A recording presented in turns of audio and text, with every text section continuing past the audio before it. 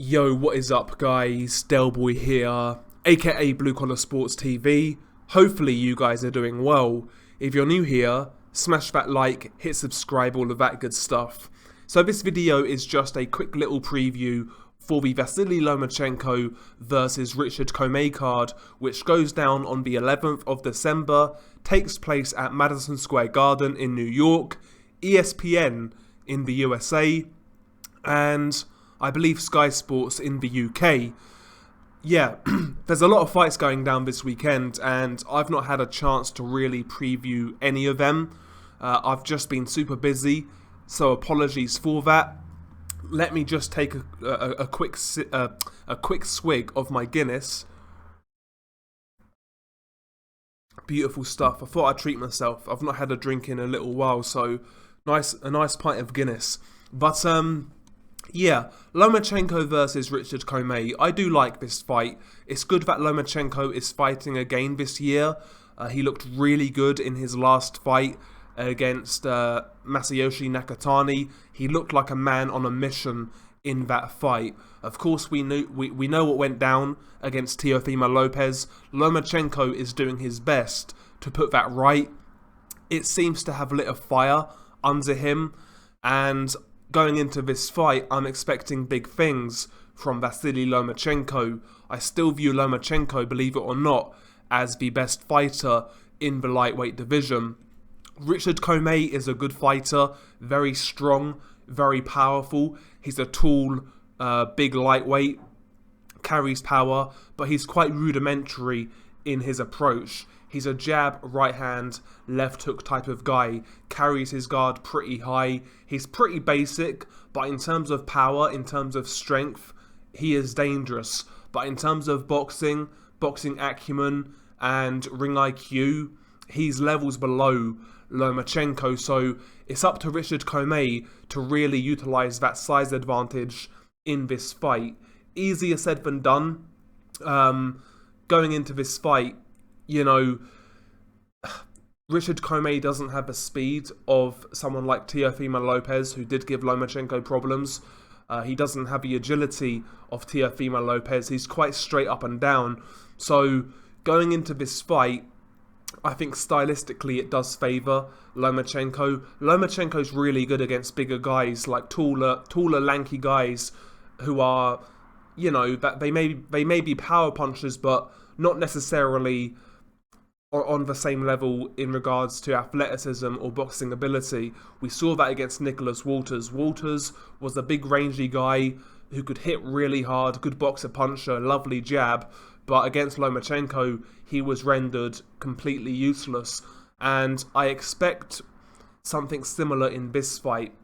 Lomachenko, I believe, in this fight is going to try and make a statement. I believe he's going to try to be very aggressive against the puncher in Richard Commey, just as a way to silence the doubters. In the Teofimo Lopez fight, many people speculated that it was Lopez's power that really made Lomachenko shy. I think in this fight, you're going to see Lomachenko move towards the puncher. As I said, you know, Richard Commey is quite basic. It's a jab, right hand, left hook primarily. And I think you'll see Lomachenko try to close the distance, stay low. I think he'll get under Richard Commey's punches and really try to work Richard Commey. I think the body of Richard Commey is very open. He is susceptible to being caught to the body. And I think Lomachenko is going to approach this fight quite aggressively, maybe to a surprising extent. I expect Lomachenko to come out and to really do a job on Richard Commey. That's the attitude I expect from Lomachenko. We saw that against Nakatani. Going into that Nakatani fight, I felt physically Nakatani might be a bit of a challenge, but it turns out he wasn't. And going into this fight, I think Lomachenko is going to want to adopt similar tactics, be super aggressive, work that body, step away from the power hands, come in at the angle and work away. He'll try to come in on Richard Commey's left kind of thing, avoid that right hand, and he'll work away. And I expect a fight where Commey's going to be swinging hard early on. He's going to be missing, Lomachenko's going to be closing the distance, and he's slowly going to be breaking down Richard Commey in this fight. I think Commey in this bout needs to be much more. He needs to show a lot more variety in his punches. I think he needs to try to go to the body of Lomachenko if possible. I think that's the best way for Commey to win this fight. He needs to be targeting that body to try and slow Loma down, try and slow that movement, and try and ease that pressure. But quite frankly, I don't really expect that to happen in this fight. Commey is going to be dangerous in the first couple of rounds when he's fresh, when he's fit. But if this fight proceeds and goes long, I expect Lomachenko to slowly break him down and eventually stop him late on. I don't think he's going to do it as quick as Teofimo. He's not the same sort of fighter. But I do expect a big performance from Lomachenko, and I do believe he'll stop Richard Commey in this fight late on. Commey is tough. He's not going to lay down or anything like that. But I just don't think he's at that level where he can necessarily compete with Lomachenko. Of course he can land that one single shot, who knows, he is a big puncher, but really that's the extent of his chances in this fight. So yeah, Richard Commey, he's a good opponent for Lomachenko. Commey is still top 10 in the lightweight division. He is a former champion, so all in all it's a good opponent for Lomachenko, but stylistically I can't really see Commey giving Loma too many problems, if I'm being honest. But yeah, that's the main event for you. It's always good to see Lomachenko back in the ring. One of the best to watch in boxing right now. And even Richard Commey, he's good value for money. He's not going to come and lie down. He'll come and try and throw punches, and he'll try and knock you out. So yeah, that's a good main event.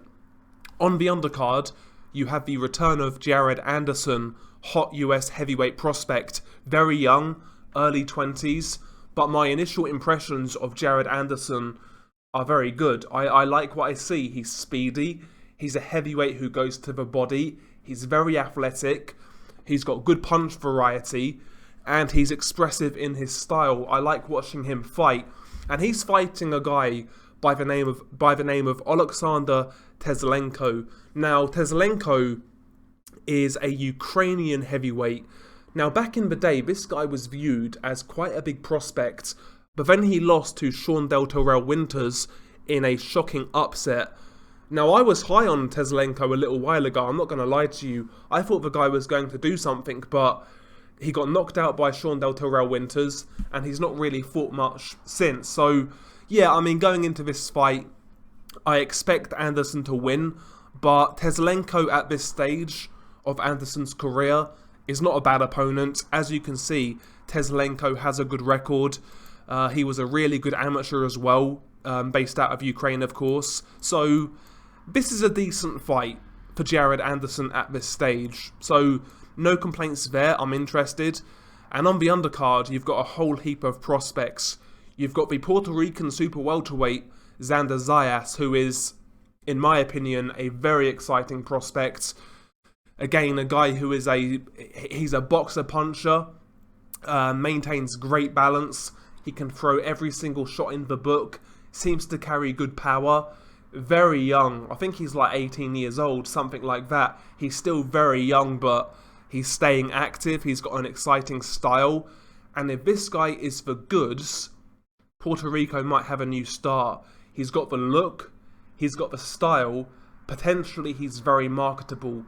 Xander Zayas, providing he's the goods, will be a huge star in boxing, but he needs to prove it. But he's a very exciting prospect.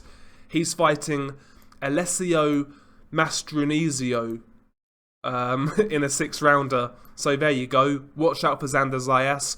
You've also got light heavyweight prospect Joseph Ward. Now, Joseph Ward is an Irish prospect. In the amateurs, he had a really good reputation. I believe he beat Julio De La Cruz in the amateurs. And yeah, going into the pros, a lot was expected from Joseph Ward. But in his pro debut, he lost. And he lost to a guy called Delgado, I believe. And in that fight, he basically blew out his knee. He never got like knocked out or anything. his knee basically just went. Since then, he's got some wins and he avenged that defeat. So we'll see what Joseph Ward does in this fight. He's fighting a guy called Britton Norwood, whoever that is. On the undercard, you also have Keyshawn Davis. Now, Keyshawn Davis, to me, is one of the most exciting prospects in US boxing. Silver medalist, of course, in the 2021 Olympics at lightweight. Good fighter. I think his style is perfect for the pro game. Offensive, puts his punches in bunches, seems to carry decent power. Really good variety in his work. I think Keyshawn Davis is a future star. I think he's made a great decision in signing with Top Rank. There's nobody better when it comes to matchmaking prospects than Top Rank. So that's a good signing for Top Rank, and it's good for Keyshawn Davis, in my opinion. Looking forward to seeing him on the card. You also have his brother, Kelvin Davis. Now, I have to admit, I don't rate Kelvin that highly. I've seen Kelvin Davis fight.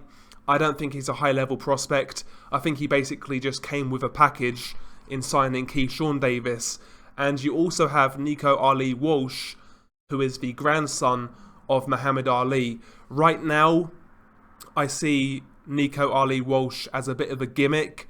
He seems to hit pretty hard, but it's far too early to tell with Nico Ali Walsh. I've got a feeling he's not going to do much, but I might be wrong.